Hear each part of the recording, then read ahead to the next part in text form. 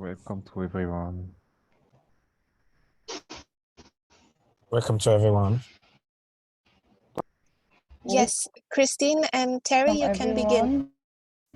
To the session, consultation Thank on you. meaningful youth engagement.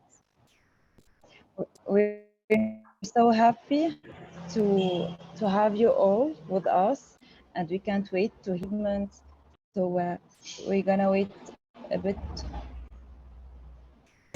If anyone would like to share where he's from, would like to know, welcome everyone.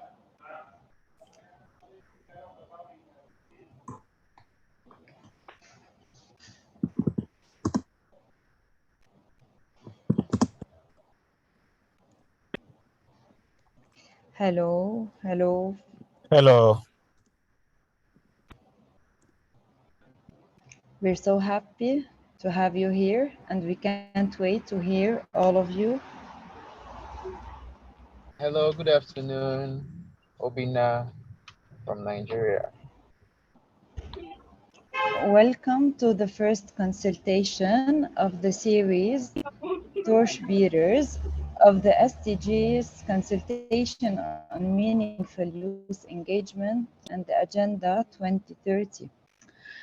I'm gonna start with the objective, and I'm gonna say also the housekeeping rules. Okay, so the objectives of today's consultation are to inform and raise awareness among youth about the meaningful youth engagement roadmap to the SDG Summit.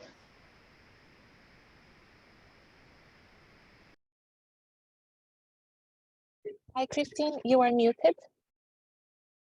All right. We Okay, welcome everyone once again. I'm gonna. All right, Christine, you're back. You can continue. Yes, I will continue. I'm so sorry. I don't know what happened. Okay, so I will restart with the objectives of today's consultation are to inform and raise awareness among youth about the meaningful youth engagement roadmap to the SDG Summit 2023, update youth about progress on key our common agenda recommendations, including the establishment of the UN Youth Office, gather views and recommendations from youth on key framing questions on meaningful youth engagement and the 2030 agenda. Before we start, allow me to share the housekeeping rules. If you are not a speaker, please keep your camera and microphone turned off at all times unless instructed otherwise. To safeguard on young participants, please note that for this event, direct messaging in the chat function is disabled. This means that participants and panelists can message everyone or the co-host only. If you are under 18 years old, please keep your camera off at all times. Add only your first name to your Zoom name. Please refrain from sharing personal information like social media handles, email, and phone numbers on the chat. Aggressive and hateful disrespectful behavior is not tolerated. Such behavior can result in your removal from the meeting. So, to you, Thierry. All right. I am your second co-moderator. My name is Terry Otieno. I am from Kenya and a global focal point for Tendai Children and Youth. The discussion will be organized as follows. We will begin with introductory remarks and a short briefing by the Envoy of Youth. Then we will hear from youth around on key guiding questions that have been circulated in the registration of this conversation. This part will be divided into 3 sub-segments, each focusing on a specific set of questions. To register for the speaker list, please sign up through the link colleagues have shared on the chat only. On the chat, only young people who sign up for the speakers list through the link available on the chat will have the ability to speak. At the end of each of these segments, we will have an opportunity to hear back from a keynote speaker from the conversation. Finally, we will close the meeting at 11 100 hours, New York time.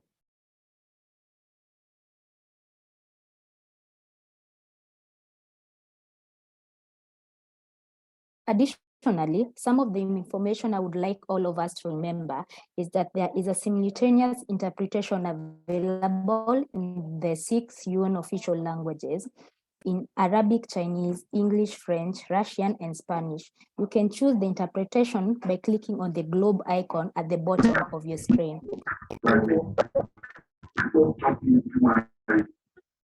We will also remind all participants to keep their microphones mute for these sessions. The interpretations will stop at the time the meeting will end.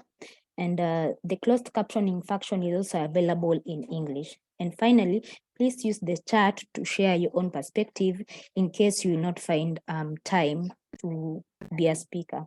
If you have any questions, please share it on the chat as well, and the colleagues from the Office of the Secretary General's Envoy will help.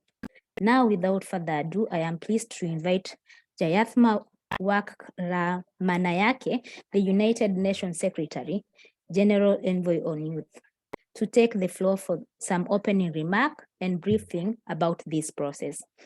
Over to you, Jayathma.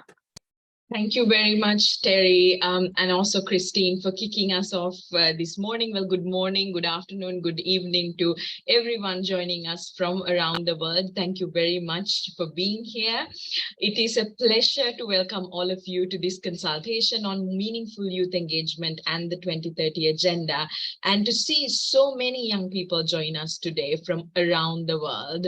We had over 1,600 young people from over 150 countries sign up for today's consultations. I think you can see in the chat box the diversity of the participation and the diversity of the voices that are in this virtual room.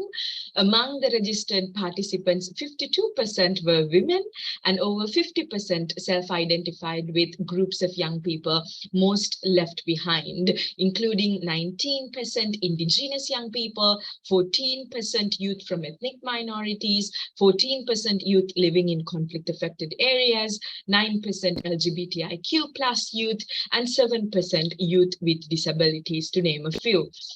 That is why, as Terry said, we've made this consultation accessible to everyone, including closed captioning services, but also interpretation into 6 UN official languages. So Arabic, Chinese, English, French, Russian, and Spanish. Let me remind you that you can choose to access this conversation and participate in today's consultation using any of these methods. Now, with this in mind, I wish to structure my remarks under 3 topics. First, I will give everyone a brief update on where we are as the United Nations in terms of implementing the new proposals under the Secretary General's Our Common Agenda, also the developments here in the youth sector that we have seen in the past couple of months.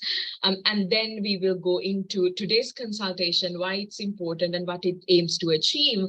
And then at the end, I will give you a few ideas about what is next and what we need to look forward to from today's consultation. With this, I very much look forward to hearing the voices of all of you in the open roundtable discussions we will have here today, later in the sessions, elaborating on how we can better facilitate young people's participation in intergovernmental decision-making at all levels, with an emphasis on getting our world back on track to achieve by 2030 or rescue the SDGs, as the Secretary General have said. Now, allow me to start by emphasizing that today's youth consultation is not a starting point, or neither it is a one-off consultation. This builds on growing groundswell of momentum we see around the youth agenda at the UN and beyond, reflecting years of tireless advocacy from young people and a growing global movement of allies. Responding to the declaration of the 75th anniversary of the United Nations, and after a year of intensive consultation with member states, civil society, youth, the UN system, and others, the Secretary General in 2021 September launched our common agenda, looking ahead to the next decades and presenting a vision on the future of global cooperation. So if you haven't looked at this document, I highly encourage you to go to the UN's website and check out the document, Our Common Agenda. It calls for inclusive, networked, effective multilateralism to better respond to humanity's most pressing challenges. And at the very heart of our common agenda is the plea to strengthen solidarity with young people and future generations as a cross-cutting necessity to address current and future global challenges. As we know, to accelerate progress on advancing the work with and for young people and to uphold young people's human rights, there must be a redoubling of investments and a revitalization of initiatives for maximum impact. In this spirit, on the 8th of September last year, in a watershed moment, the UN General Assembly unanimously adopted the resolution to establish a new United Nations Youth Office to lead on advancement of youth issues across the UN's 3 pillars of work: sustainable development, human rights, and peace and security, and encourage greater UN systems collaboration, coordination, and accountability. Now, this builds on more than 5 years of work and implementation of the UN's first ever system-wide youth strategy, Youth 2030. Since the youth strategy was launched in 2018, we have seen significant strides the UN system's work with and for youth has taken across all levels. Now, following the institutional mandate for the UN to accelerate progress on the youth agenda via the establishment of the Youth Office, we have an opportunity to take the UN's work with and for young people to the next level in partnership with all of you here in this room. This year marks a year in transition as we work with the Secretary General's team to ensure a smooth transition of the work of my office and my mandate as the Envoy on Youth into the new United Nations Youth Office. As many of you might know, we are currently working on recruiting the Assistant Secretary General who will lead the new office and the new era of the Youth Office, and we've been informed by the Secretary General's team that this selection process is in its final stages. Before the end of July, the first report of the UN Youth Office will also be issued to member states via the UN General Assembly, highlighting the efforts that we have taken this year, highlighting this important transition phase, including a range of administrative and budgetary processes to ensure that the office is fully functional, it's fully staffed, and it is operational before the end of this year. And in the interim, my office continues to oversee the important implementation of the substantive mandate of the United Nations Youth Office to ensure that young people are actively and intentionally plugged into key intergovernmental forums and processes. In this respect, following the Secretary General's latest briefing to member states in February on the implementation of our common agenda, my office has convened a tailored youth briefing on the same topic in February. This briefing highlighted the myriad of ways young people have been actively engaged in the implementation, spanning the wide range of the 75 plus proposals put forward in our common agenda. In this respect, it's especially encouraging that many young people continue to be represented, not just in the inception phase, but in the implementation processes of the various tracks and recommendations coming out of our common agenda, including serving as active contributors in the development of the Global Digital Compact, to determining the future of outer space governance, to establishing a new agenda of peace, to name a few examples. Now, among the few proposals put forward in our common agenda, undoubtedly, one of the most important when it comes to prioritization of the meaningful participation of young people stems from the proposals for my office to provide recommendations on meaningful youth engagement to the United Nations various deliberative and decision-making bodies. In response to this proposal, we have worked very closely with the Secretary General's team in preparation of his policy brief on meaningful youth engagement in policy making and decision making processes, which was released in April of this year, joining a series of 10 other policy briefs by the Secretary General to help member states' deliberations on the topics from our common agenda, as he sees as being critical to the future of multilateralism and our efforts to create a better world for all. The brief, if you haven't looked at it, I really encourage you to also take a look at this policy brief. Perhaps somebody from our team will put a link to the policy brief in the chat box so that you can easily access it. This brief draws on feedback we have heard directly from more than 12 million young people around the world who have participated in related consultative processes in the recent past, including the UN 75, Global Listening Exercise, the Youth Town Hall, the My World surveys, as well as the work done by the Next Generation Fellows, among others. It presents an analysis of the current modalities and mechanisms for youth participation across the UN's various deliberative and decision-making bodies. It also emphasizes the important progress that has been made in accelerating engagement, particularly in recent years, including the efforts to achieve the SDGs.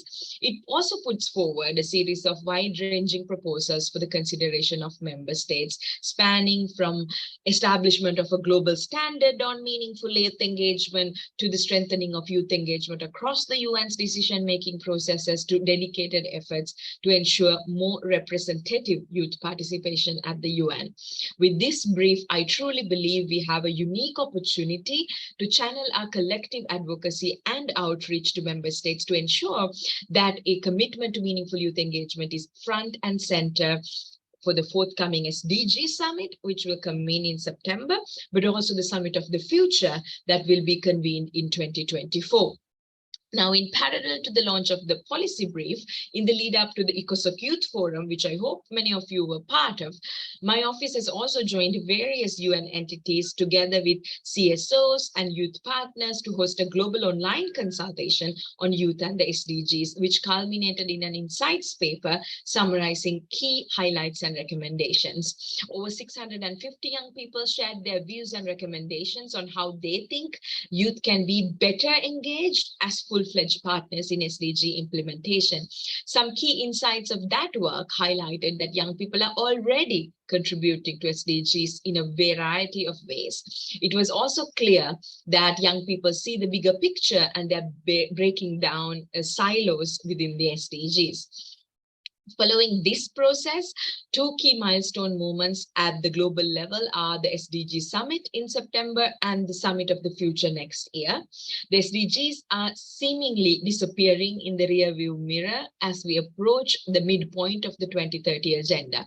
In reality, however, is the moment for an opportunity to accelerate efforts and mobilize actions to get our world back on track to achieve the SDGs, because this is about our future, this is about our present, this is about the lives and the livelihoods and the rights of young people today and young people of the future. This is why it is critical that young people in all their diversity, including all of you here today, are actively included in this series of consultations, which will feed directly into these processes. At the heart of the SDG Summit is people. It will culminate months of active preparations involving governments, UN system, and other international and regional organizations, private sector, NGOs, youth, and multiple other stakeholders. We are working towards the organization of an SDG Mobilization Day on 16th September, ahead of the SDG Summit, where we will have dedicated intergenerational and multi-stakeholder sessions facilitated by my office and co-led by young people. These discussions will focus precisely on the how of the meaningful youth engagement, which will be where young people will have the opportunity to unveil outcomes of this consultation process, presenting your calls to action directly to world leaders. Building on the significant foundation that is already in place, we will host this series of Torchbearers for the SDGs, youth consultations over the coming months with a view of gathering views and recommendations on key enablers for meaningful youth engagement in the 2030 agenda. Today's consultation will be the first in this series, with another consultations hosted in July and August. Young people will also have the opportunity to organize their own consultations, own self-guided consultations with their own networks and communities on these same themes, serving as another official channel through which we will be gathering young people's input before the UN General Assembly this year. We will be sharing more information on this process shortly and would strongly encourage all of you to consider this as an impactful opportunity to further engage with and hear from young people around you. Outcomes of these consultations will also be hosted publicly via the SDG Summit website to ensure that this process is fully transparent and it is open to young people. I very much hope that you will collectively take ownership throughout this process, ensuring that the calls of young people that echo throughout the halls of the UN headquarters during the UN General Assembly Week this year are truly reflective of the diversity of youth voices around the world. This is your chance to make sure that your demands and those of other young people around the world are represented and are heard in this process. A UN fit for the future is a UN fit for youth. We have come a long way in recognizing the diverse ways in which young people have contributed to the work of the UN. And if we want to create a future of multilateralism that works for all, we must ensure that young people and their expertise and innovation is continued to be systematically and inclusively incorporated. So let me end there and invite all of you to take the floor and be active and contribute to today's discussion. And I look forward to listening all of your viewpoints and coming back at the very end to share some of my thoughts, reflections, and responses and outline a few key steps for the future. Thank you. Thank you so much, Jayatma. I'm sorry I had difficulty in pronouncing your second name. Oh, but no. It's Okay. Thank you. a beautiful one. Yeah, so for us youths, it takes courage to come out, showcase, and be confident in who we are. And it is with full hearts that we commend and accept the efforts that the Youth Envoy office is engaging in to create a safe space for us. Now, we are pleased to hear from you, the office, and we hope for much more greater things going on. So before we start, I'm going to remind every one of us some important information. Each young person will have 2 minutes maximum to share the perspective on the below questions. Only young people who sign up for the speaker list through the link available on the chat will have the opportunity to intervene. Wait to be called by the moderators before you start speaking. Do not raise your hand or unmute before then. The total number of interventions is limited to the time available for the meeting. To hear from as many people as possible, we are going to urge everyone to stick to the 2 minutes time allocated. Please also use the chat to share your other experiences and perspectives. With that in mind, let's dive into segment 1, our shared world. This segment will focus on the following framing questions. Question 1, what are some of the challenges or barriers you have faced or identified as a young person or youth organization, movement, and network when taking action on the SDGs? Question 2, what are the key opportunities to enhance youth leadership in the SDG implementation, monitoring, and review in your specific context? At the end of this segment, we will be hearing from the first keynote listener, Jayatma. So we're going to have the first speaker, and he's from Sierra Leone, Edmond Magai, Reach Out Salon. That's the organization. If you have heard your name, please unmute. Yes, good afternoon, everyone.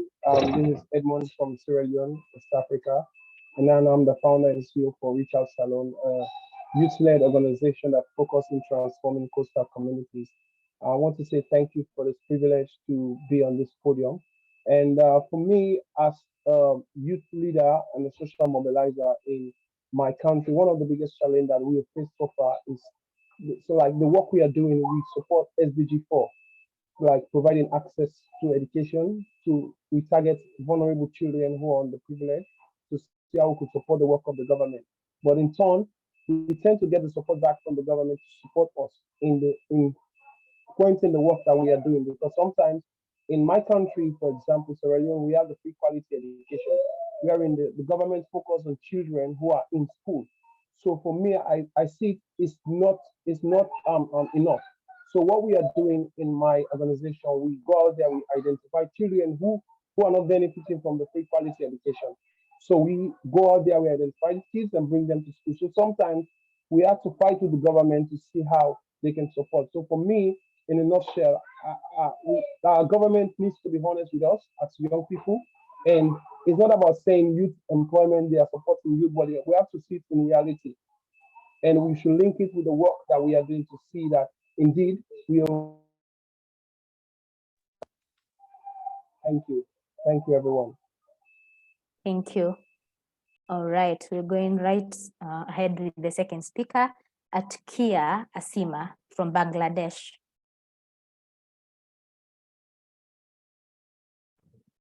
Hello, everyone. Again, great. Yeah. Can you hear me? Yes, we can hear you. Please proceed. Okay, thank you. A very good evening from Bangladesh. It's evening over here. I guess it's morning in New York. So I'm really glad to share what I did in Bangladesh regarding the SDGs. Well, I was the head of publications of a very well-known institute or organization in Bangladesh, which is named as Evolution 360, which has been working for implementing SDG 5 all over Bangladesh. And there has been so many country ambassadors connected with us from Sudan and many more other countries, Pakistan and many more countries. In our country, it's a very challenging thing to make people understand that women should have what men has in the society. In the Indian subcontinent area, what people think feminism is actually taking women up. They don't think feminism or equality is the same thing. There also has been a very huge confusion about the equality and equity. So the rules and explaining people about what women should have as equal as men has always been a challenge for us. There were so many people who have been questioning us that women don't have that much strength that they would equalize men in their part. But we do not actually talk about the biological factors. It has been a very huge challenge for us to explain that to people. And here in Bangladesh, people are very, very, very certificate oriented. Whenever we had to complete any kind of program or any kind of awareness raising event, we had to explain people that they will get any kind of certification within the organization or with the affiliated organizations. We have been affiliated with the local organizations, we have been affiliated with UNV, we have been affiliated with UN Women. So we had to attract people with the certification thing a lot. People are not aware of the rights they deserve. People are not aware of the rights they want to fight for. And also the youth are very prone to their academic sector. So we saw that they always give us this one excuse that we have our exams, we have our class test, we cannot attend your program. At the same time, they're complaining to their classmates that they're facing harassment, they're facing a problem in their family, they're facing discrimination in the society. So it was very hard for us to take people out of that ignorant places. But I guess some of the in some areas we actually managed to make people come to life. but it still actually is making us a very huge problem to make people understand that you need to get involved into this thing to let us know what actually you're facing. We went to schools, colleges, and surveyed people, but we need other youth to connect with us as well. So I guess it's all from me. I hope I could make everyone understand what is actually the problem in Bangladesh. So I would like to hear what are your thoughts about Bangladesh, and I would invite everyone to visit once Bangladesh at least. It's a very beautiful country. It's a very nature friendly country. So thank you everyone. Thank you, Atkia. I would like to remind all of us that you are listening to sentiments and perspectives of different youths across the globe who are answering two questions. The first question is on challenges or barriers that you face when implementing SDGs locally, wherever it is you are. And the second question is how can youth leadership be enhanced for SDG implementation? So the first one, we are discussing challenges, and the second one, we are discussing how it is or what perspectives you would like or anything you want in order to enhance your leadership. So as we speak and take the 2 or less minutes, please let's go straight to the point. If you're answering question 1, talk about challenges. If you're answering question 2, talk about anything you would wish to be done in your own country in order to help you as a youth leader in implementing SDGs. And with that, we are going to the third speaker, who is Jemba Michael Senkole from Hummingbird Foundation, Uganda. Thank you so much, moderator. I am Jemba Michael Senkole, a UN fellow here in Uganda and the founder of Hummingbird Foundation. For the past 2 months, I've been privileged to be among the team that has been moving around Uganda ahead of the SDG conference, which just got finished last week.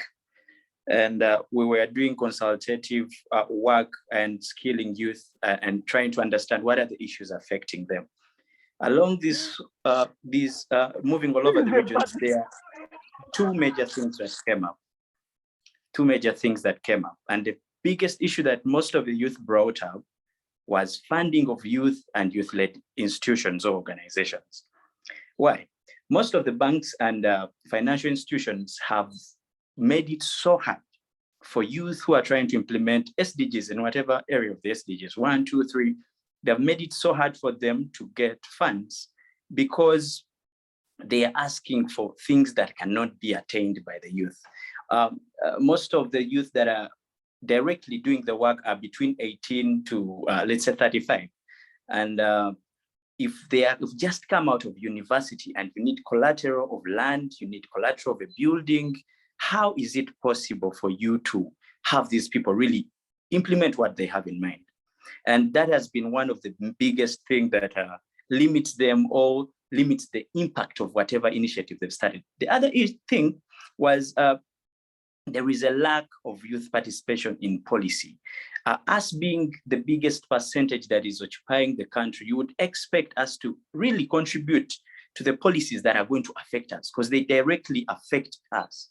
So there is a lacking in youth participation in policy making and funding of youth-led initiatives. Thank you very much.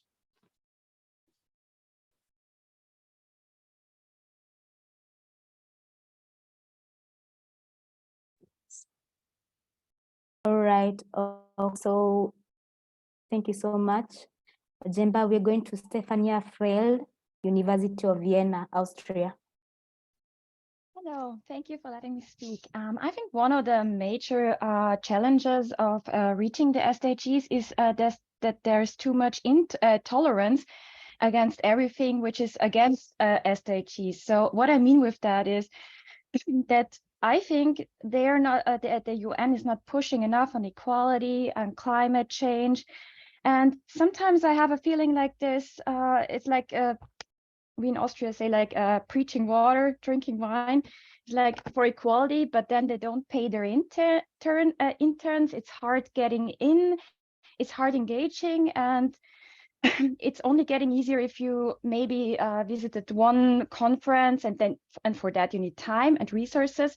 So I suggest that the UN is like restructuring their organization and start implementing their SDGs by themselves and be a little bit harder on governments. Thank you. All right, thank you, Stefania, for being very straight to the point about the challenges. And I would wish to pinpoint that the UN Youth Office is coming up to push on such challenges. And we are going to the fifth speaker, Matthew David, UNESCO Global Youth Community from the Philippines. Hi, good morning from New Jersey, USA. I work in the context of stigma reduction in the Philippines, especially on HIV. I feel like the problem we face as an organization with Culture and Arts Managers of the Philippines, that's my community-based organization back home, is that the UN is funding mostly initiatives on addressing HIV pandemic only on the medical aspect and not so much on addressing the root cause, as well as that's the same thing as the government of the Philippines. So, and we find that very not very sustainable because we have to be addressing social stigma and cultural barriers that is fueling the pandemic, and which can be hard, especially in a country like the Philippines, where it is very conservative. So yeah, and in the Philippines, policy makers are usually old people, and they never really try to engage young people like me. And like in the context of my own city, the local AIDS council are composed mainly of politicians who doesn't even know a thing about HIV. So yeah, thank you. Thank you so much. Our next speaker is Afra Mir, International Center for Peace Psychology from India. Yufra, if not Afra. It's Ufra. Hi, I hope I'm audible. Hi, everyone. I'm from Kashmir, and I'm a peace psychologist, work intersectionally at on mental health, psychosocial support, peace building, arts and conflict transformation. And I also run my own International Center for Peace Psychology. In terms of challenges, I think one of the biggest challenges for those who operate or live in conflict zones is the protection and safety issue for young people. And I think even today when we talk about protection, it's usually physical protection or socioeconomic focus. We definitely need to think more about holistic protection, which should include digital rights, psychosocial rights, legal rights of young people who are especially operating in very vulnerable contexts, because a lot of times you end up doing a lot of work, but for your own protection and safety, sometimes you can't even openly talk about the work that you do, and you can't really share the work that you do. So that's one of the biggest challenges. And then, of course, there's lack of safe spaces to also talk about your work or connect or network with other people in relevant spaces. And in conflict zones, I think this also leads to further marginalization by other people who sometimes come from majority peace building or other kind of fields. And quickly, I think in terms of what needs to be done, I think we definitely need to localize what SDGs mean, and the definition of young person also, because somebody in the, let's say in the West may have different resources at a certain age, and then somebody who is, let's say, operating in a different context in the global South. So yeah, I think also to end it here, I think intergenerational work in terms of hand-holding with the right kind of people in the context of young people is super important, as the times are changing and there's a lot of crisis around us. I'll stop there. Thank you. Thank you so much. Our next speaker is Mary Kanyi from CUSA and from Kenya, where I am. Pleasure. Mary Kanyi. Mary Kanyi, are you Yeah, available? hello and good evening. For me, I can only share one thing. When you look at many organizations, you will find that the youths, they do not have enough capacity to lead their organizations. And for me, what I can encourage us, or rather what I can encourage our leaders, is to emphasize on building capacity for the youths so that the youth can have enough capacity to also solve problems and to also cooperate with other youths to make organizations move on. For me, I feel that has been a gap for a long time, and I believe we can do better. Thank you, and sorry for the background noises. Thank you so much for your perspective. And our next speaker is Ricardo Valente from SDG Youth Forum. And I think I can see Timor Leste. I'm so sorry about my pronunciation. I'm struggling. Hello, with some, everybody. yeah. How are you? Hello. It's my I think it's my turn now. we've. All right. So who is it we have? I think that was an interruption. So sorry for that. Right now we are expecting Ricardo Valenta from SDG Yes, Youth it's Forum me. to be speaking. Great. Go ahead. Yes, it's me. Okay. Sure. So thank you again so much for the opportunity.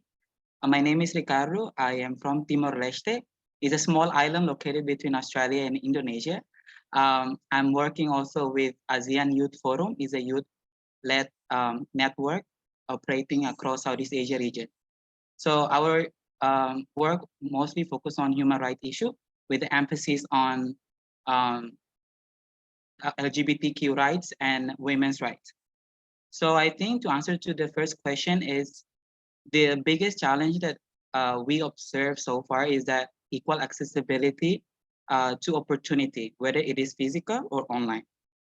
And it is because due to the fact that there are a lot of discrimination in terms of public policies formed by our governments and not only the government, but also the private sector as well. A lot of policies that are very discriminative and do not actually engage and accumulate young people, especially marginalized communities, such as LGBTQ plus and people with disabilities and indigenous people. And even when we have this policy that engage us, but it's all about tokenistic.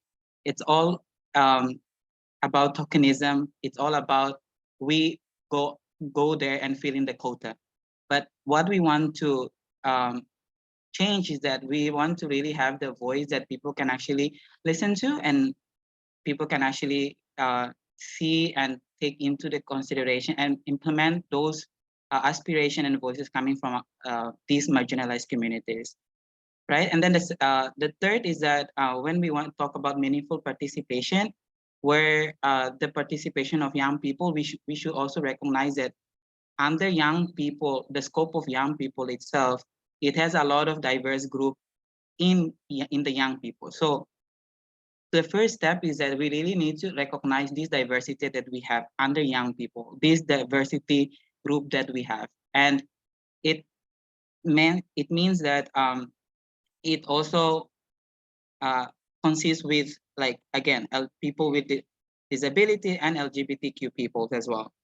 And number 4 is the youth-led programs. We don't really have people, programs or policy regarding SDG implementation in the local context led by people or led by young people or young marginalized people. So by, I guess having this more, we can actually engage more young people in the decision-making process and implementation of the SDG in every corner of the world. And lastly, I think to actually contextualize SDG itself, or localized SDG, because some people, they don't actually know about SDG itself, the goals, the targets, the indicators. And I think by localizing it, it can help further the successful implementation of SDG in our own countries and on areas that we are living in. Thank you. Thank you so much. Our next speaker is Nudara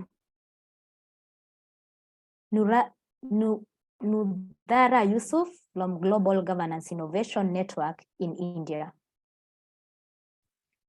Thank you so much, Terry. Just a couple quick points on these topics.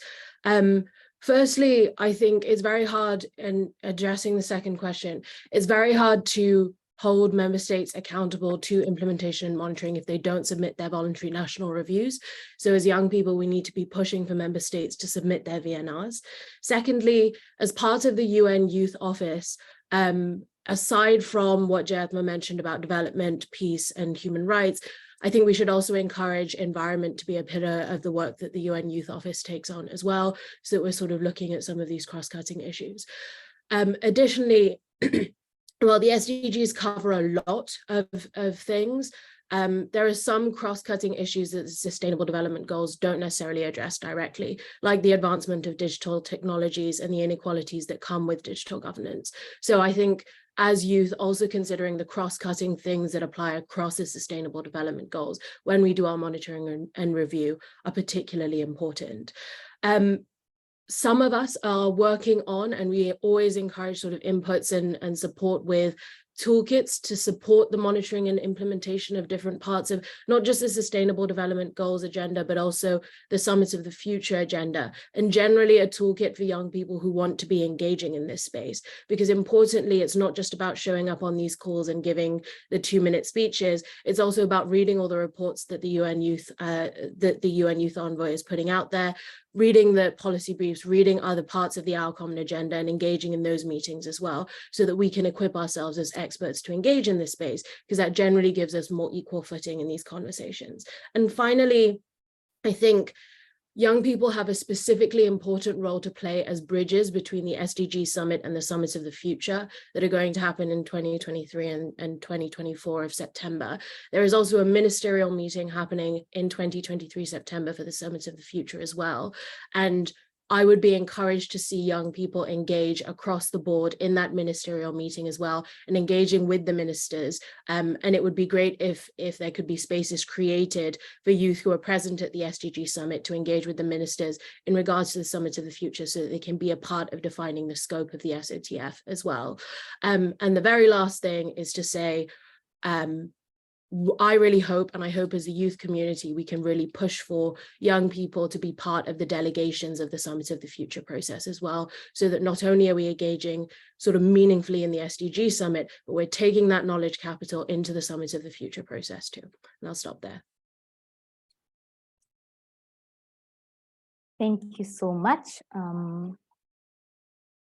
We seem to have almost depleted the allocated time for the speaker list, but as I wait for directions, I will invite one more speaker, and that will be Mosood Ahmedani from Natural Disaster Research Institute in Iran.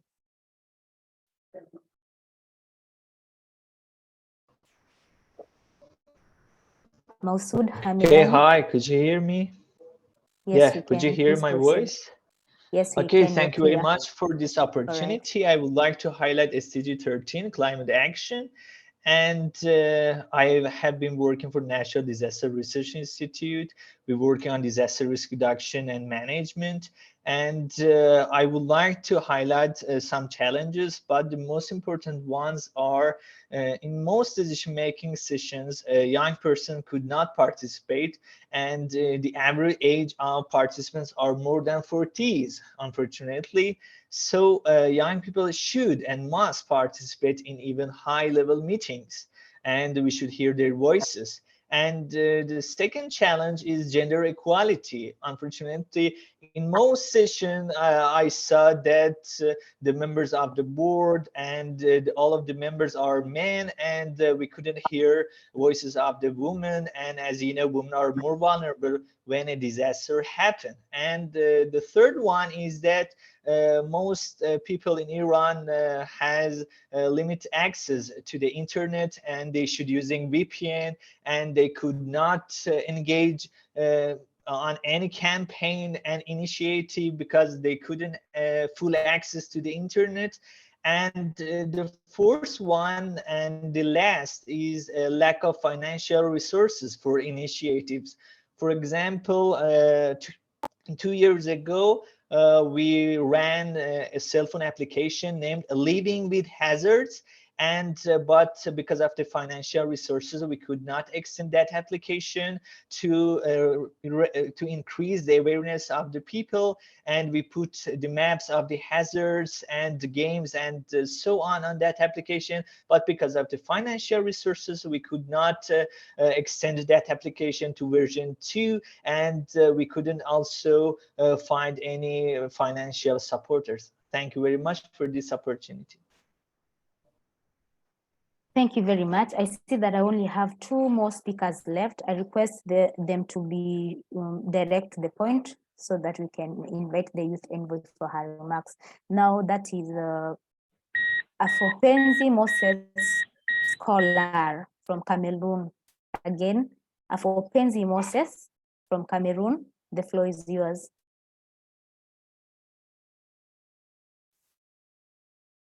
Moses?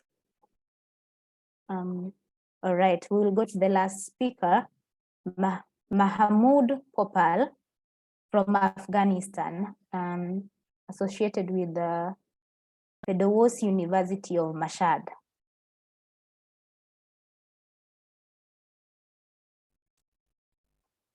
All right, is Moses or Mahmoud present? Okay, we will end the speaker at this point, and as we had mentioned before, we will now invite the youth envoy you hear me? again. So sorry, just a moment. Mahmoud, thank you very much. I had already decided you're missing in action, but since you're here, please give us your challenges or strategies to enhance youth leadership in SDGs in a brief sentence or 2. Thank you. Hello, everyone. I want to speak about challenge or various young people of Afghanistan in this government. I want to say that the structural weakness of Afghanistan is economic problems such as lack of job opportunities, unemployment, and poverty, which have recently led to immigrate young people in another countries, and they don't educate, especially Afghan girls can't educate in this situation. And all this challenge is led to Afghan people immigrating in other countries, that all studies should main result of challenges economic. I want from this program that let Afghanistan youths that participate more in these programs, and they say their problems, so that the international community hear our voice, and they help us and do humanitarian aid for us, especially for Afghan girls, because now no one Afghan girls can study. Thank you so much.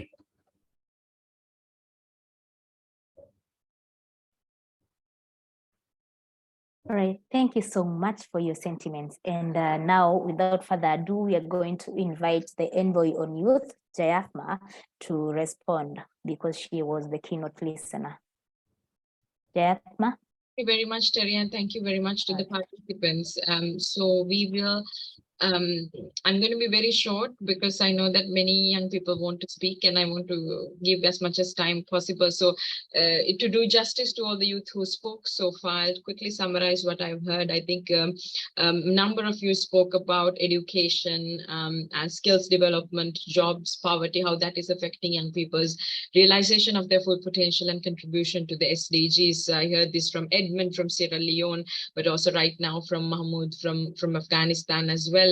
And I encourage everyone to join our World Youth Skills Day events that will happen in the coming weeks, to also get access to some tools and interesting conversations on how in different parts of the world this issue of education and skills in the context of a rapidly changing world is being tackled by young people in the front lines. I also heard a number of interventions that focused on protection from especially Ufra, who spoke from Kashmir, and then Asima from Bangladesh as well, on the need for protection for young activists, young change makers in the ground, but also particularly for young women and girls. How there is harassment, discrimination, both in online and offline spaces, and a very important point. And also the lack of young women's voices in decision-making platforms was highlighted by Masood as well in the context of Iran. And there were many interventions focusing on the need for equal accessibility, whether it's online or offline. I think Ricardo mentioned this particularly issues around tokenism, diversity. When you say youth, the importance of diversity of young people, the importance of localization, highlighting the efforts taken by young people, particularly from marginalized communities, to implement SDGs in their countries and their communities. A number of you also spoke about financial resources and how the lack of sustainable financing is affecting the work that you are doing in your communities and your country. So these were some of the messages that I heard, but there was so much more depth to the contributions that you made. And I think ultimately the sustainable development goals are for everyone. They're not just for the UN. So I think it's about taking ownership and taking leadership, and also sometimes holding those power holders like the UN or your member states, your ministers, your head of state to account as well for implementing the commitments that they have made. I see a lot of requests for asking for the floor, and there will be opportunities to open the floor later also throughout this consultation for the next hour. But you can put your comments in the chat box, and we will make sure that those comments are featured in the summary of this consultation.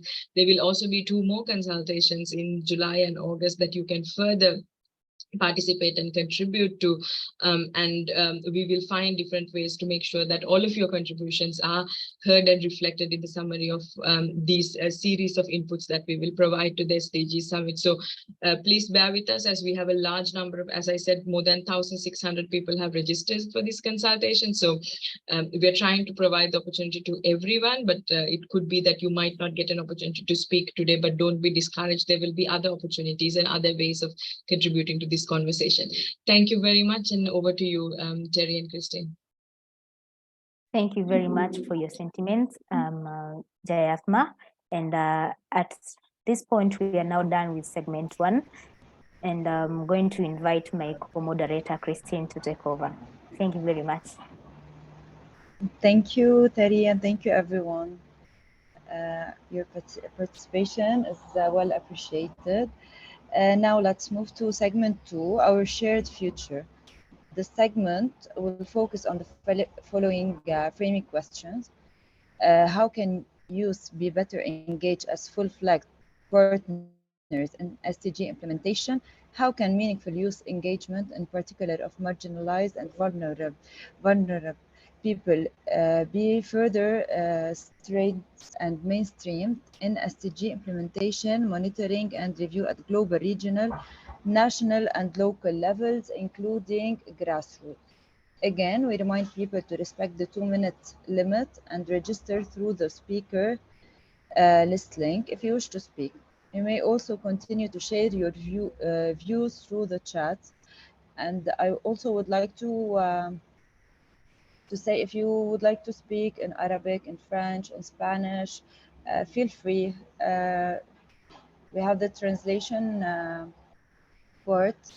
And during the segment, Guy Ryder, under the Secretary General for Policy at the United Nations, will be our keynote listener.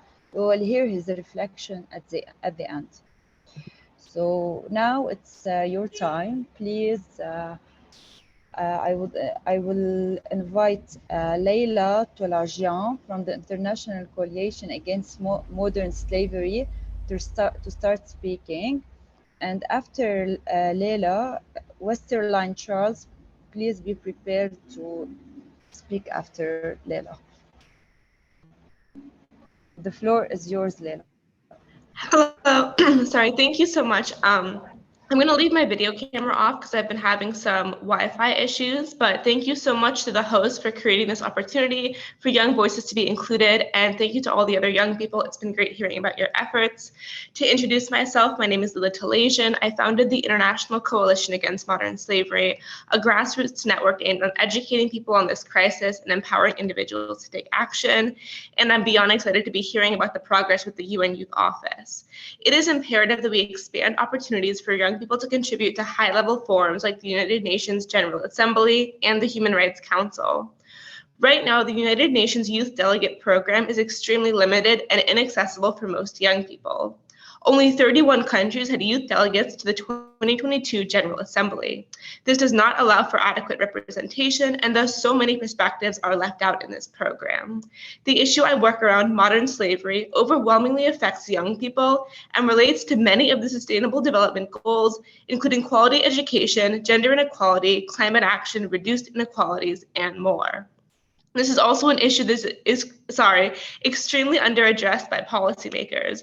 In fact, human trafficking is the fastest growing crime worldwide, and there are now over 50 million victims of modern slavery around the world. By prioritizing young voices in regards to this issue and including us in high-level discussions, especially in order to highlight how it intersects with other critical issues, we can forge a better future for youth inclusion and human rights. Thank you so much.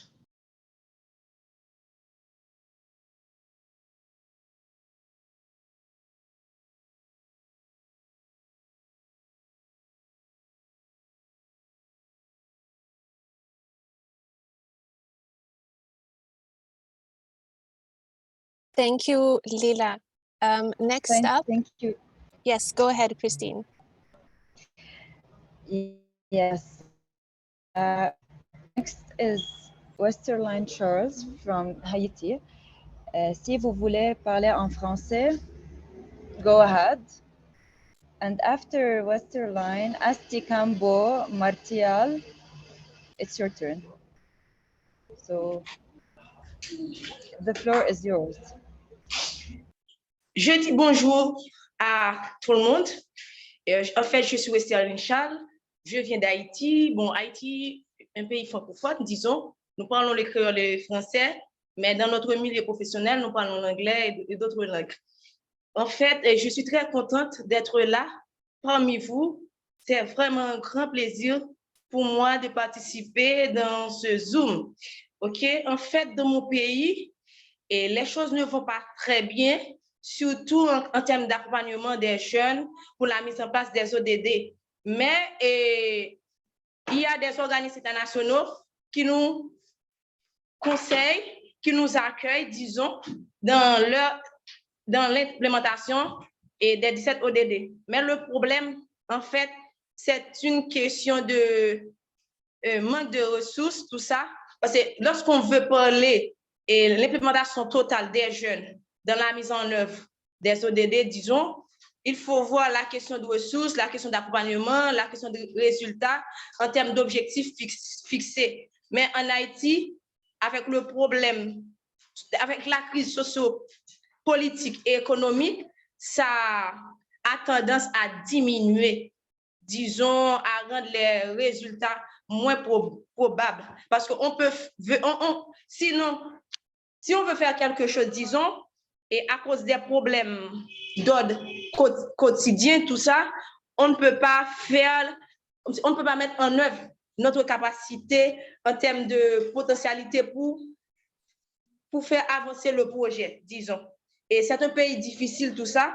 Je compte sur le support de la communauté internationale et le prochain sommet sur les objectifs de développement durable, Haïti pourra en participer et même proposer une solution durable pour le pays. Car nous, en tant que jeunes, nous sommes là pour l'avancement de notre communauté. Merci. Merci, Westerline. Et maintenant, c'est le tour de Asti Kambo Martial de African Network of Young from Côte d'Ivoire. Merci beaucoup pour l'occasion que vous nous donnez de parler au niveau de la consultation sur l'éducation. Le défi, c'est pour dire par rapport au partenariat pour les ODD. Je tenais à relever que nous, en Afrique, on devait faire le lien entre les ODD et l'agenda 2063, qui est important pour les jeunes africains. C'est un peu notre agenda qui nous permet de réaliser le progrès au niveau de l'Afrique. Et le réseau africain des jeunes chercheurs, le problème que nous avons, c'est au niveau de la recherche. Nous pensons qu'il y a moins de financement de la recherche, alors que si la recherche n'est pas financée, on peut avoir des résultats probants. Par exemple, l'éducation 4, l'éducation de qualité, qui est malheureusement difficile en Afrique. Avec la COVID-19, on a vu un recul. Il y a des écoles qui n'ont pas pu être ouvertes, qui ont encore des difficultés. Donc, nous pensons qu'il faut investir dans la recherche scientifique qui va permettre de trouver de nouveaux modèles pour repenser l'éducation. Donc, en tant que le coordinateur général du réseau africain des jeunes chercheurs, nous voulons encourager l'ONU à prendre en compte l'agenda 2063 de l'Union africaine, faire se lier ce pan, que nous, les jeunes africains, nous soyons engagés, nous soyons pleinement engagés pour la réalisation de notre agenda 2063, aussi des ODD 2030. Merci beaucoup pour cette opportunité. Bonne constitution. Bye. Merci à vous. Et maintenant, c'est le rôle de Magdalena Stisse de Poland. The floor is yours, Magdalena. Hello, thank you so much for the floor, Madam Speaker. Hello, everybody. My name is Magdalena Stich, and I am a writer and social activist. And I've been working on development mainly in the context of SDG 4, quality education, but also work related to like climate change and refugee relief. And I wanted to raise a point about the ways in which youth engagement can be strengthened in SDG implementation. I believe that systems of support placed both internationally and locally for youth activists could go a long way, helping young people and their initiatives get visibility and financial support they would need to keep going. Fostering community between these young activists and connecting them based on shared values is also crucial, as it fosters a free flow of ideas and can improve the state of youth initiatives. Over my years of work in activism, I have seen so many amazing, talented, creative people with ideas on how to change the world and with necessary skills to change that world, whether locally or globally. But lack of outside support and opportunities can stop even the most driven and skilled, and that's why I believe that is such an important step. A step in the right direction, like from the side of UN, which we have been seeing already, is, for example, the youth network done by the United Nations High Commissioner for Refugees. That initiative, although it is much more global and much less local, is a very good step in the direction, because it provides young people interested in helping with refugee relief with like necessary toolkits and meetings and all of these tools to help them connect and create meaningful change together. And I believe that if, in the case of SDGs, those types of communities and those types of networks will also be created, again, both based on like locality as well as on like shared goals and values, that could help immensely in people like changing their own ideas and maybe developing their own ideas and initiatives further, but also in just simply helping them get the visibility that they need in order for their projects and their initiatives to take off. Yeah, thank you so much for the floor. Thank you, Magdalena. And I would like to thank everyone who is sharing their opinion over the chat. And now we'll go to Fermo Adumaji Bayron from the Youth for Human Rights from Chad. The floor is yours, and after Fermo, Francesca will be speaking. Francesca Marquez from Juventud Unida en Action, Venezuela. And I would like to remind you, if you can please keep the 2 minutes so we can hear from everyone who is registered. Thank you.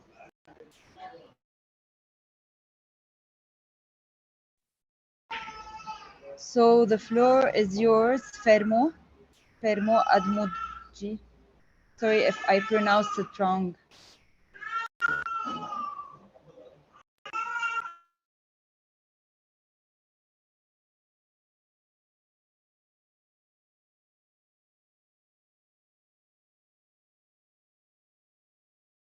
Fermo is not here, so we will move to Francesca Marquez from Juventud Unida en Action, Venezuela. Hello, everyone. For the Thank floor. Okay, thanks for the floor. And if you don't mind, I will switch now to Spanish. Bien, soy de Juventud Unida en Acción de Venezuela y quiero resaltar principalmente el tema de la importancia de los contextos. Porque nosotros los jóvenes del sur global nos enfrentamos a diferentes obstáculos, diferentes barreras, especialmente los jóvenes venezolanos que nos enfrentamos a una crisis humanitaria compleja. Ahora tenemos distintas situaciones que complican que nosotros podamos seguir abordando y desarrollando nuestras iniciativas enfocadas en los objetivos de desarrollo sostenible. Entonces es muy importante que en todos los procesos de participación, de toma de decisiones, se tome en cuenta el contexto en el que nos encontramos los jóvenes. También es muy importante que otra participante lo mencionó, el tema de seguridad.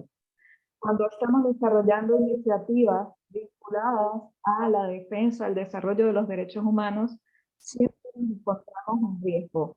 Entonces es muy importante que se puedan desarrollar estrategias para garantizar nuestra seguridad como jóvenes, activistas y constructores de paz.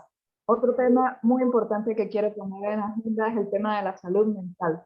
La salud mental es fundamental sobre todo para los jóvenes constructores de paz. Desde nuestra organización hemos desarrollado ya 3 series de un programa para el apoyo de la salud mental de jóvenes activistas y constructores de paz, pero a veces es muy difícil tener un gran alcance con tan pocos recursos. Y otro tema muy importante que quiero poner en agenda es la participación de las mujeres jóvenes. Es fundamental ir más allá de considerar la dimensión de género como una mera categoría formal y realmente integrarla en una dimensión de género real, en la agenda y en las políticas. Y finalmente, ya para cerrar, es imprescindible reconocer el valor y la relevancia particular de la investigación con las políticas públicas. Es importante apoyar a los jóvenes que trabajamos en la conexión entre la investigación y el desarrollo de la Agenda 2030, porque esto nos permite generar una evidencia sólida y relevante para informar y fortalecer sobre las políticas públicas, construyendo así pues un desarrollo realmente sostenible y duradero. Muchas gracias. Thank you, Francesca, for your intervention. I would like also to invite again Fermo. You were there. And the floor is yours again. Welcome. Go ahead.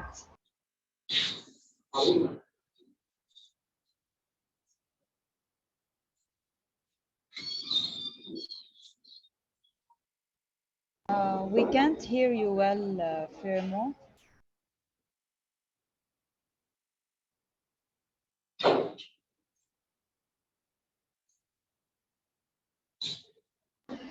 Okay, so the next speaker, oh, you're here? Fermo, you're speaking? Okay, I will ask you to share in the chat, please, and I will move to Prim Rajaruzang, Wonkrazemonkolog from APFSD Youth Representative of Thailand. The floor is yours. And after Prim, Karmengan Nishajan will be sharing. The floor Hello, is hi. yours. So much. Thank you so much, Kristen. Good morning, good afternoon, good evening, everyone. It was a great honor for me to be here at this moment and distinguished delegates, youth leaders, ladies and gentlemen. The Asia Pacific Forum on Sustainable Development Youth Forum has been a collective voice since 2017 from youth in all their diversities in the Asia Pacific. The forum is co-convened with ARO, Youth Lead, YP Asia Pacific, major group of children and youth with support from APRSM. And this year, over than 400 people, activists and advocates from 36 countries across Asia Pacific represent youth-led and feminist organizations, change makers, social entrepreneurs, activists, and students to gather together in this region.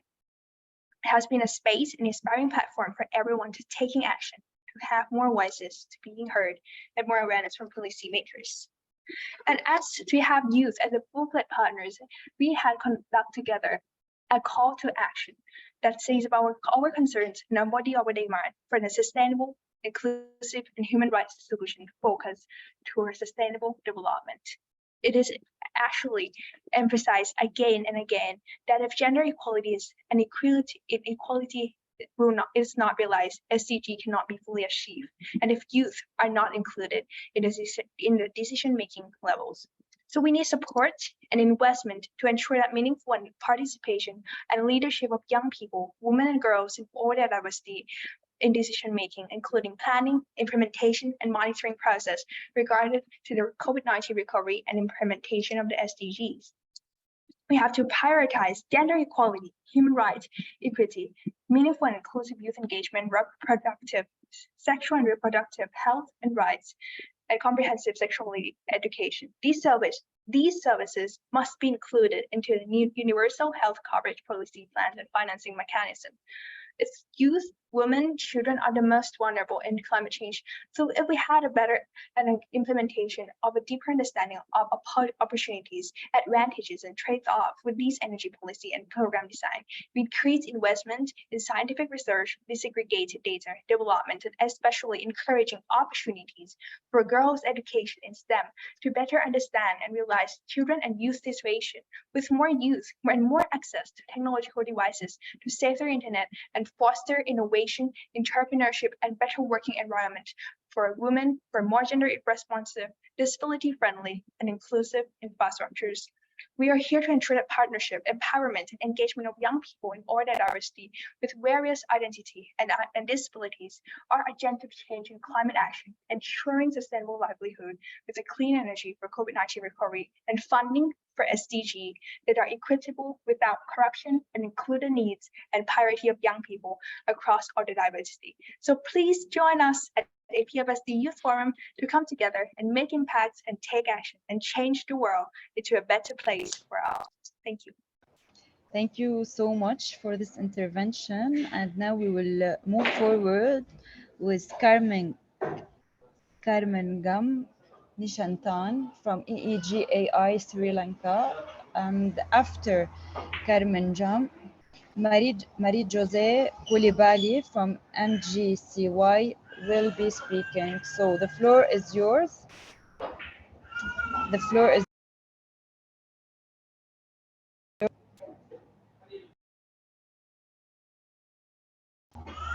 Carmen Gam, the floor is yours.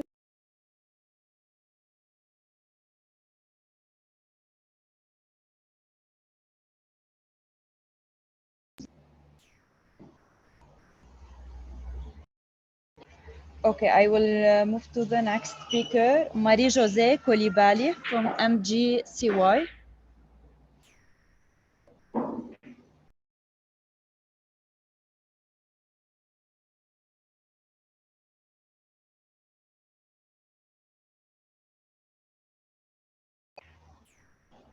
Okay, now Cosima Wiltshire from UK Safer Internet Center if you would like to take the intervention. Hi, my name is Cosma Wiltshire and I'm a digital champion with the UK Safer Internet Centre. On the question of how we can gain meaningful youth engagement, to me, meaningful youth engagement, in particular, marginalised, vulnerable young people, it can be strengthened by widening awareness to young people through the channels that they truly engage in. For example, in recent years, we've seen massively significant rises in engagement with short-form content in young people on platforms such as TikTok, which we might not necessarily think of in terms of, progressing the SDGs.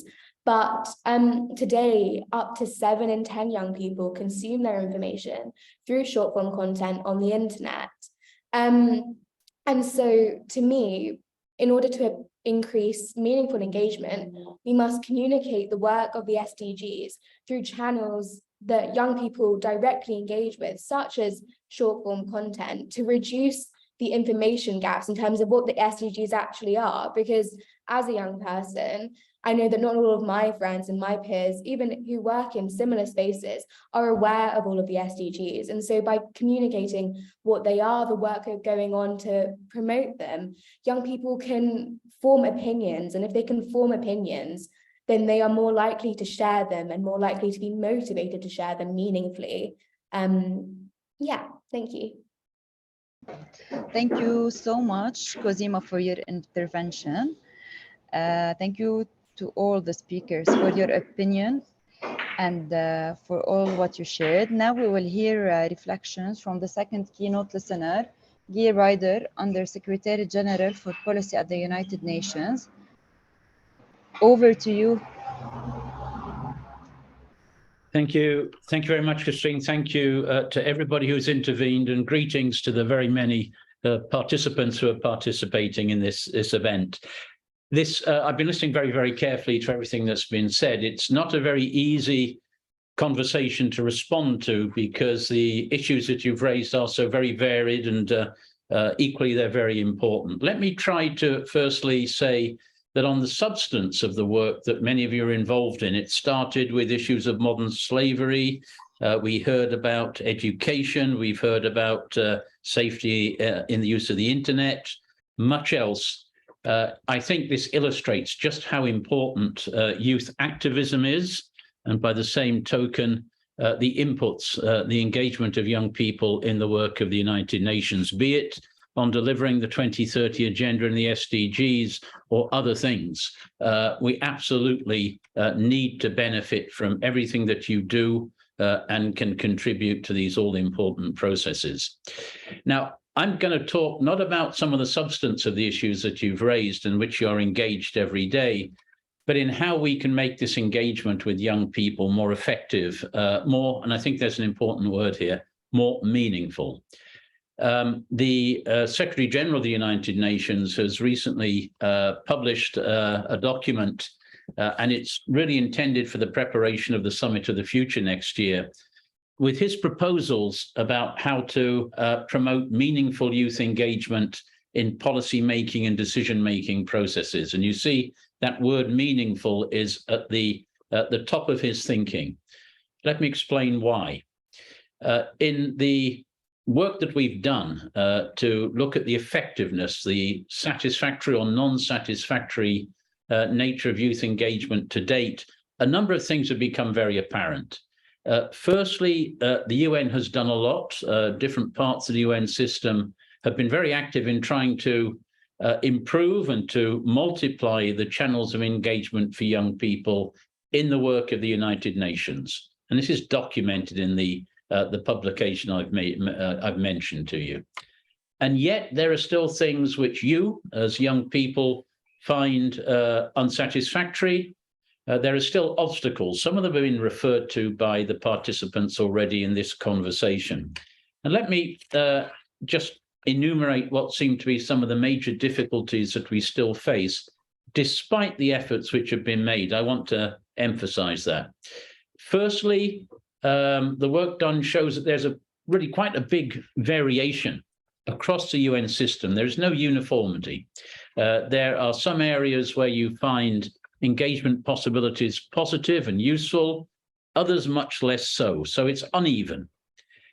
Secondly, and I think this is critical, there is a frustration amongst young people that the input that they make to our processes are not reflected in the real substantive impact that they generate. So you put in a lot of effort, but the question is the impact, the actual consequences of your inputs in proportion to what you put in, inputs and outputs. The third obstacle, it's been referred to today, and I guess it's the most obvious of all, is that resourcing is insufficient. Clearly, and it's been referred to, the delegates program, the resources available, and I suppose this is not a surprise, still fall far short of the needs and demands that you would have to participate effectively in UN processes. And the final point I want to make before going to some of the responses that we're trying to formulate in this regard has to do with being fully prepared to participate meaningfully. I've been at the UN now for just on 7 months. I started 7 months ago tomorrow, actually. I still find the processes complicated. This is not the most transparent, the most easy, the most straightforward machinery to engage with. So I think we all understand that there's a needing to build competencies to help people participate, to bring the knowledge and experience they have to bear in the most effective way in these sometimes rather obscure UN processes. So there's a sort of a training capacity building thing that needs to be addressed as well. Now, to try to respond to these challenges, and I think there are others that we could all add to the list, the Secretary General, in the preparation for the Summit of the Future next year, has put a number of proposals to our member states for their consideration. Can I already underline that one of his proposals has been acted upon? The General Assembly has already established a UN Office for Youth.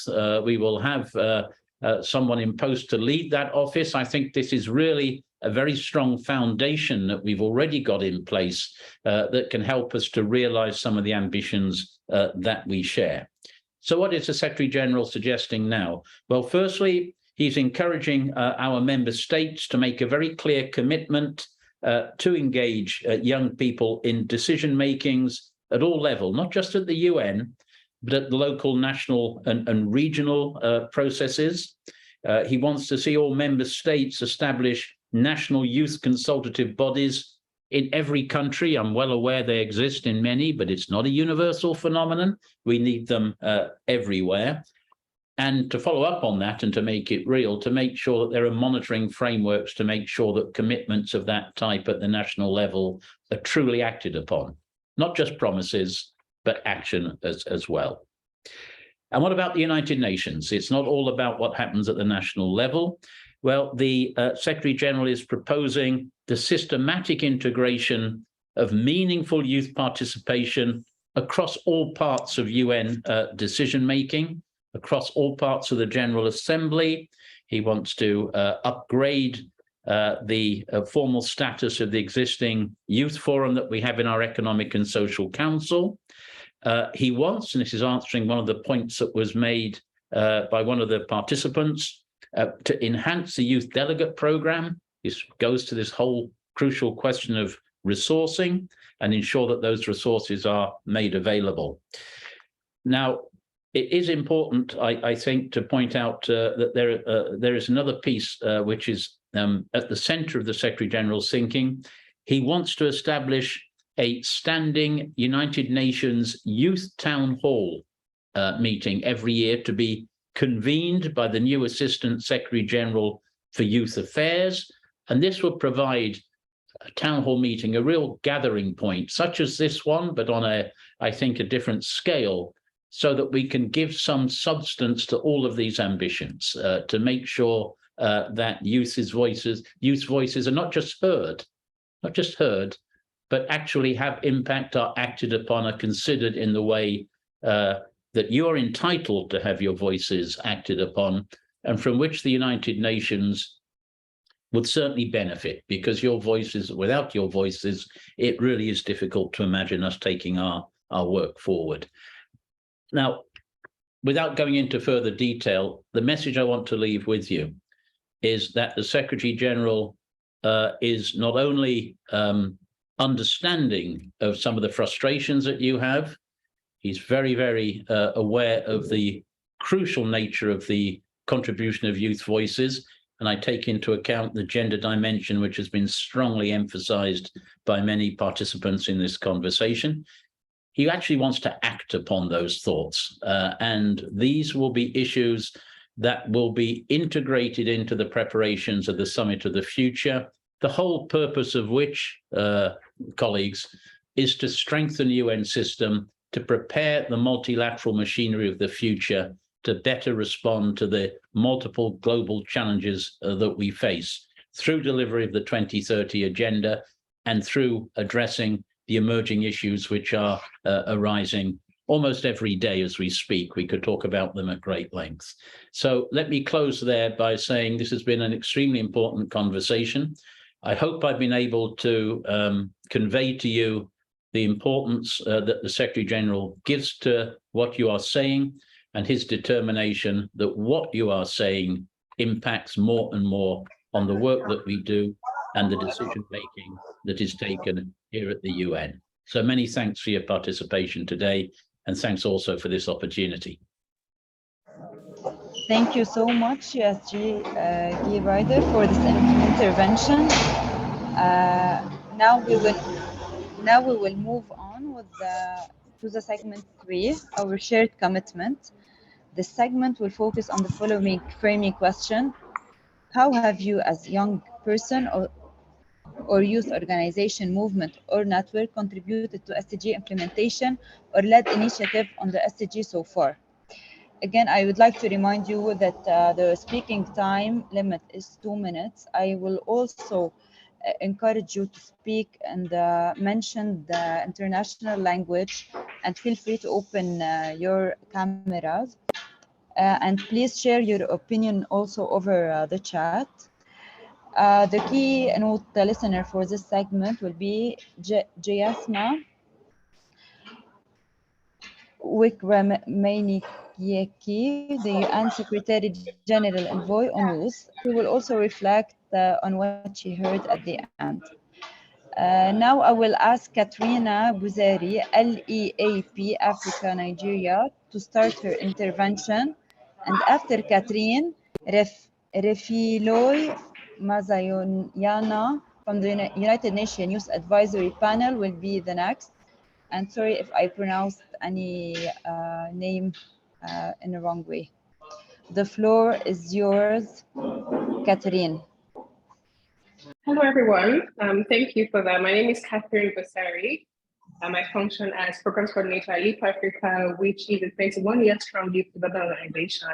And I'm here to speak about the Youth Day of Service, which really is an SDG-focused program, which is youth-led and seeks to promote inclusive resourcing for young people that are implementing projects in line with the SDG goals. I'll put that in the link in the chat once we're done speaking. But the idea here really is that we understand that young people are the most impacted when the SDGs fail. If you do not have access to good education, no access to good health or quality healthcare providers, we're the most affected with these problems. And I think that it's just right that we now, moving forward, lead the action where the SDGs are concerned. So for us here at LEAP Africa, we're working with a couple of partners, resource partners. This year, we're working with LEAP, Dow. We're working with Dow Chemicals, who is serving as a co-sponsor of the program this year, to really resource young people that are working in line with the SDGs across different categories. So it's our SDG goals from 1 to 17. If you have an exciting project and you can submit a budget and a project proposal that really speaks to the work that you do across communities in Africa, Sub-Saharan and Northern Africa, we're happy to resource you. The Youth Day of Service is a program, but also a message that says that young people in Africa are youthful and useful. I know that my time is fast spent, but I will share the website just to share also that we open call for applications today on the Youth Day of Service. So if you're in Africa, Sub-Saharan and Northern Africa, you might want to check this out. Thank you. Thank you, Catherine. And now the floor is for Refilo Now, from the United Nations Youth Advisory Panel, Lesotho. Okay, thank you so much for the space. For us in Lesotho, I've been part of the Thriving Youth Initiative, which was able to advocate for SDGs, and I was also able to be part of United Nations Advisory Panel at 2018, and that's when I realized like the LGBTIQ are not included in youth participation, even the youth who live with disabilities. So we engaged them, and we had a very successful initiative with them through the national voluntary reviews, where they advocated for their needs for LGBTIQ people in Lesotho. We still are facing a challenge with gender. So the national voluntary review helped us to be more lenient with the LGBTIQ when it comes to gender marker recognition. And so by now we are working with the government to ensure that the policies, even for youth policy, that it is still ongoing in Lesotho, the LGBTIQ people are visible there, and they are really doing great. And we are hoping that we'll reach the sustainable development goals, even though the challenges, like our colleagues have already mentioned from other countries, we are still facing the same challenges. So we are hoping that with the national voluntary reviews, we'll have something going ahead and we'll reach the Agenda 2030. Thank you. Thank you so much for this intervention. And now Manuel Vargas from the Red International Jóvenes del Futuro, Chile. The floor is yours.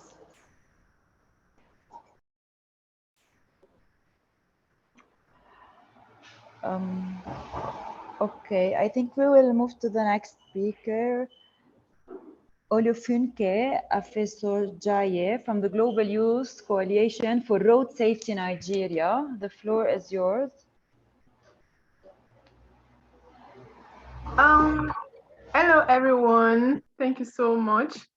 I'm very happy to be participating in this conversation. So I'm currently representing the Global Youth Coalition. And the Global Youth Coalition is an organization that believes that the young people have the right to be informed, represented, and also consulted before, taking any decision. So the organization I work with, the Global Youth Coalition, we have done a lot in line with SDG goals, and we prioritize youth in everything that we are doing.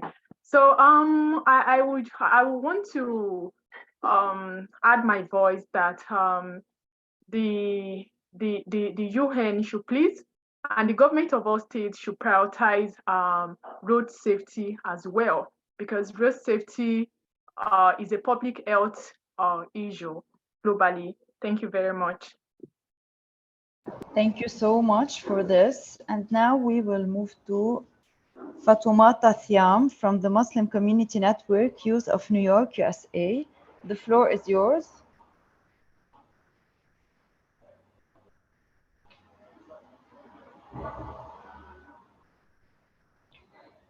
Okay, so we will move to Emmanuel Yifter from Great Minds Empire Africa, Ethiopia.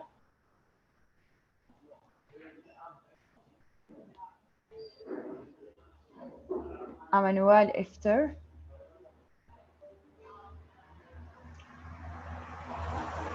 Okay. We will move also to the next speaker, Fakhri from Indonesian Youth SDG Summit, Indonesia. Yes, I'm here. Yes. Okay, thank you, Honorable UN Representative and fellow advocates for sustainable development. It is a great honor and enthusiasm that I stand here before today as the chairman of the Indonesian Youth SDG Summit on behalf of the passionate and driven youth of Indonesia.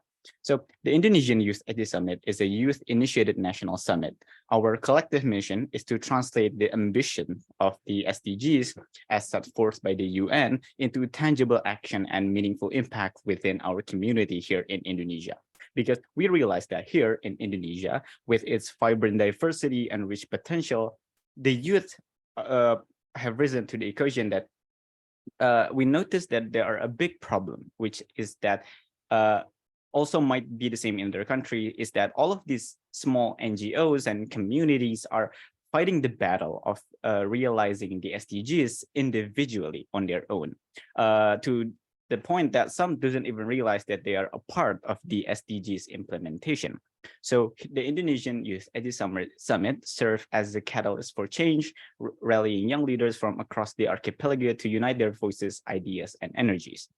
Our aim is to cultivate a culture of collaboration, innovation, and interconnectivity among NGOs operating in Indonesia. But all of this is because we realize that the strength lies in its unity, and it is in our belief that joining hands and working together can overcome formidable obstacles that stand in our paths. And so here in the Indonesian Youth SDG Summit, we serve as a platform to bridge these gaps between NGOs, to foster cross-cultural sectoral partnership, and to amplify the impact of our collective effort. Because throughout this discussion today, we realized that a lot of initiatives are not funded. And so we want to be the bridge to connect between the executive of these SDG implementation and maybe the companies or government official that would invest in that initiative. So by harnessing the power of collaboration, we can pool our resources, our best practices, and leverage our diverse skill set to create a sustainable change that vibrate far beyond our border. And to achieve this, we designed the Indonesian Youth SDG Summit to be inclusive and participatory event, bringing together youth representative, civil society organization, academia, and again, government official. We do it through panel discussion, workshop, and interactive session. And we aim to facilitate meaningful dialogue, knowledge exchange, and capacity building opportunities across Indonesia. By nurturing a shared understanding and commitment to the SDGs, we can forge a formidable network of change agents who will leave no stone unturned in their pursuit of a better, more sustainable world.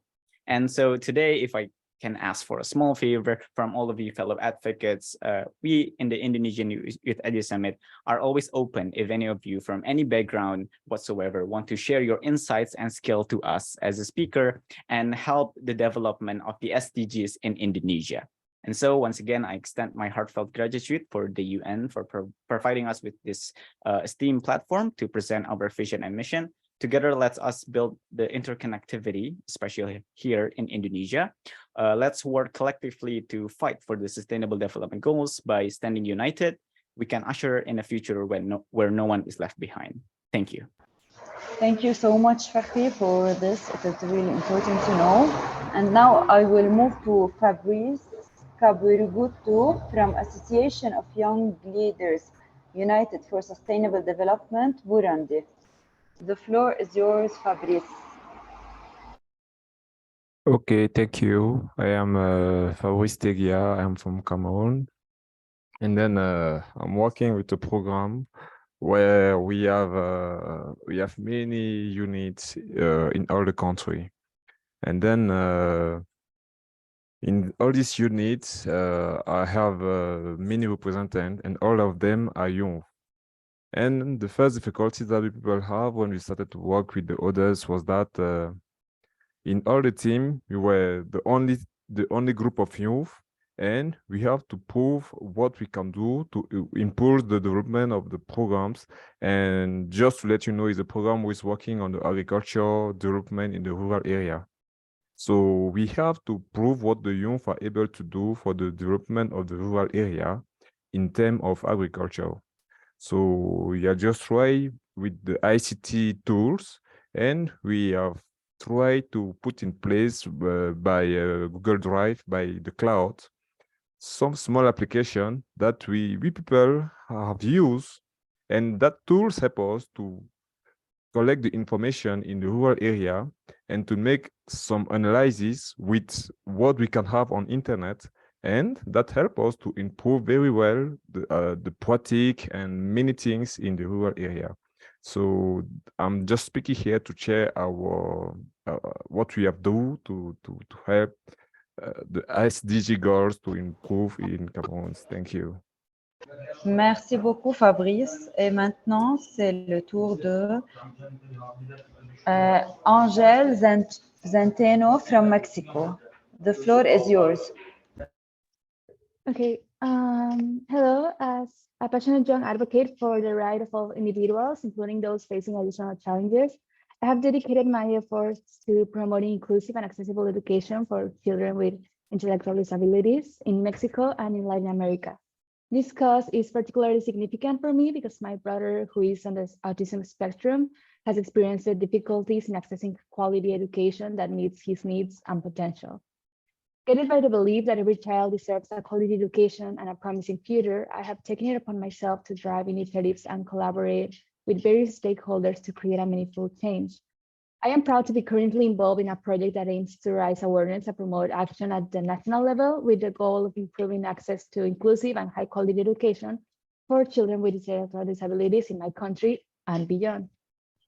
I'm going to be honest, it is just me right now, but I have developed a comprehensive plan to address the specific challenges faced by children with intellectual disabilities in the Mexican educational system. This plan encompasses various key components, including awareness-raising campaigns to promote the importance of inclusive education, targeted training programs for teachers and educators on inclusive teaching methodologies, and the establishment of collaborative work networks and partnerships with relevant stakeholders. Additionally, I am actively working on advocating for policy changes and reforms at the governmental level to ensure the provision of necessary resources, accommodations, and support systems for children with intellectual disabilities in schools. It also aims to enhance community engagement and empower parents and caregivers with the knowledge and skills to actively participate in their child's education journey. Furthermore, I am actively exploring innovative approaches and technologies to create inclusive learning environments, such as the development of assistive technologies, accessible educational materials, and digital platforms that cater the diverse needs of children with intellectual disabilities. Through these strategic initiatives and collaborative efforts, our program strives to create a transformative impact in the educational sector, enabling children with intellectual disabilities to access quality education, unlock their full potential, and lead fulfilling lives. Thank you so much, Angel. And now we will move forward with Sonal Gupta from Cyberport Foundation, India. The floor is yours. Namaste and hello everybody. I'm Sonal Gupta from India. I'm the founder of Cyberport Foundation. Cyberport Foundation is an organization that works towards mushrooming awareness on the issues of cybersecurity and spreading awareness about the essential etiquettes. So today we are living in a world where we're not just ordinary people, but netizens. With an increase in the usage of technology, a cyber crime is committed every 30 seconds in the entire world, which makes it all the more important to channelize the resources in making the digital world a safer space for all, and also advocating for digital rights. Our organization has been able to impact more than 1,000 of people in the past 2 years, and we continue to do more. Using the virtual space effectively, we curate interactive and engaging content to educate our audience. Through animated talk shows like Tuesdays with Bob, Gyan with Siddhan, weekly Instagram takeovers, Ravivar Bulletin, etc., we have been able to create a sustainable impact and look forward to possible collaboration with the United Nations for the same. Like Gallup clubs in every schools and colleges, we aim to establish cybersecurity clubs. With that being said, I'll highlight how our agenda goes in line with the Sustainable Development Goals. Number one is the quality education. In today's contemporary world, cyber education is much needed, like the education on sex, gender inclusivity, race inclusivity, etc. By promoting good habits on the online sphere and educating the youth about their cyber rights, we can make a digitally empowered society. Number two, how it aligns with number two goal, that is peace, justice, and strong institutions. So the harsh reality is that the majority of these cyber crimes get unreported as people are unaware of the agencies that can help them get through. Thus, walking in this round, we help to establish better institutions for justice and rights. Thirdly, sustainable cities and communities. With the advent of social media and concepts like trolling coming into picture, inclusivity on the cyberspace becomes all the more essential. And lastly, industry innovation and infrastructure. We call today's world a technology-driven one. Thus, with this innovation comes responsibility, a responsibility to remember the human in the digital space. Thus, by all the values at core, our organization contributed towards sustainable development and worked and would love to expand the base with the contribution of every member present here. Lastly, we hope to inculcate the narrative of a safe cyber world. Thank you. Thank you so much, everyone. To all the speakers, I appreciate you sharing what you did, all your thoughts and arguments, example. And now we will hear reflection from the third and last keynote listener, Jayasma Wikramayake, the United Nations Secretary General's Envoy on Youth. Jasaima, over to you. Thank you very much, Christine, and thank you to everyone who joined this conversation for your contributions. For the past 2 hours, it was really great to hear all the reflections coming from all corners of our world. As I said, thousands of young people registered for this event, and hundreds of you stayed until the end of this consultation, and about 30 of you managed to get the opportunity to take the floor and speak. But I think many more also in the chat expressing your opinions and viewpoints. Rest assured that all of this input are taken into account, and as I mentioned in my opening remarks, we will soon launch a guide which you can use to conduct your own self-guided consultations in your communities and feed them to this consultation process through the next 2 consultations that will happen in July and August, to really make a very strong stance on behalf of global youth in front of the world leaders in September at the SDG Summit. So it's very clear to us from your thoughts here that young people are already leading on finding solutions. You're not only complaining, but you are really taking action and holding decision makers to account. So please stay engaged. Please keep following us on social media and on our website for more information and more ways to continue to keep engaged in the various processes that we outlined throughout this consultation. Thank you very much once again for your time and your efforts, and I look forward to seeing you in the next upcoming meetings.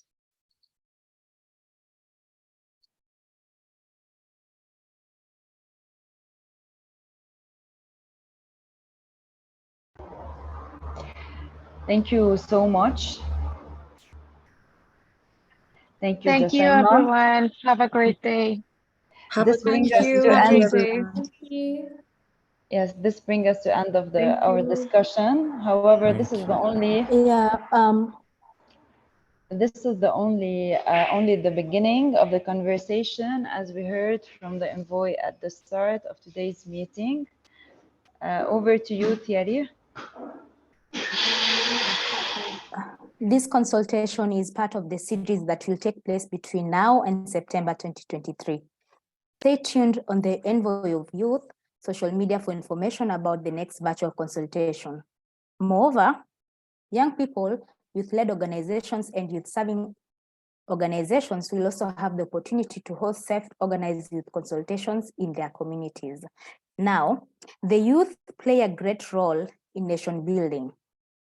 Our engagement in the implementation of SDGs in our local areas on an individual or organizational level cannot be overlooked. Youth have the power to help a country develop in a much faster way. And with that, we declare the meeting closed. Thank you for joining. Bye-bye. Thank you very much, everyone. Thank you for the opportunity. Thank you. Bye-bye. Bye, everyone. Thank you. Look forward to Bye-bye. next event. Thank you. Bye. Merci. Au Bye. revoir. Bye. See you later. Na photo, Bye, everyone. Let's connect on LinkedIn. Bye, everyone. bye-bye. Let's connect on LinkedIn. Bye. Bye. Well, thank you for Bye bye. Please let's connect on LinkedIn. Bye. Yeah, Thank you somebody for is the already connected with opportunity. me. Bye. Bye. Bye. Bye, Nicole.